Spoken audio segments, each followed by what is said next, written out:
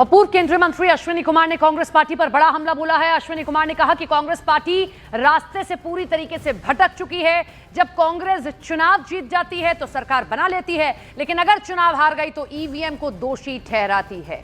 कहा कि कांग्रेस को विरोधियों की कमी खोजने की बजाय खुद की कमजोरियों पर ध्यान देना चाहिए। अश्विनी कुमार ने आगे यह भी कहा कि जो पार्टी अनुकूल फैसले को स्वीकार करके सरकार बनाती है, जैसा कि कांग्रेस ने हिमाचल प्रदेश, कर्नाटक, तेलंगाना में किया, वो चुनाव हारने पर सवाल उठाकर अपनी नैतिक वैधता खो देती है। आप अश्विनी कुमार को सुनिए कि क्या कहा है कांग्रेस को।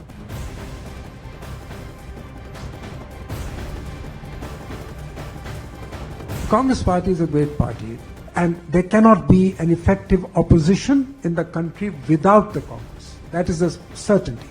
It still has its imprint across the country. But yes, somewhere it has lost the plot.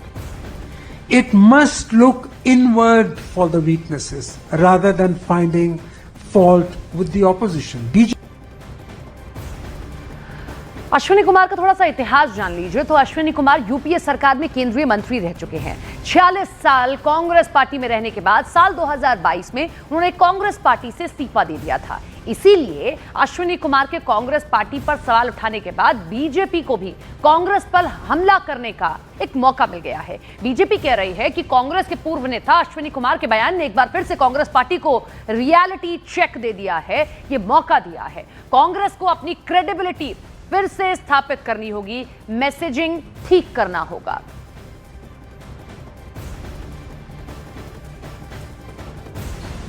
सच है कि जब आपको जीत मिलती है, चाहे वो तेलंगाना हो, कर्नाटक हो,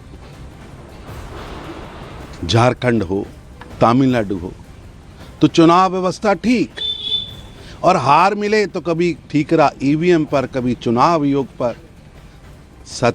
सच तो ये है राहुल जी, आप शीशा साफ कर रहे हैं, जबकि कालिक आपके मुंह पर लगी है।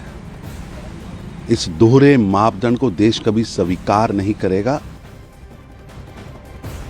रियलिटी चेक दिया गया है इस बार कांग्रेस के सीनियर नेता, former union minister Ashwini Kumar के द्वारा, जो कहते हैं कि कांग्रेस को क्रेडिबिलिटी अपनी फिर से स्थापित करनी होगी, मैसेजिंग ठीक करना होगा। ये नहीं हो सकता कि जब कांग्रेस चुनाव जीते हिमाचल में, कर्नाटका, तेलंगाना में, तब इलेक्शन कमीशन ईवीएम ठीक, और अगर हारे तो उसको दोष दे, जीते तो हम वरना ईवीएम। ये दोहरा मापदंड नहीं हो सकता, इसको सुधारना होगा, अंदर देखना होगा कि कमी कहाँ है। परंतु कांग्रेस ये तो डिल्यूजन में है।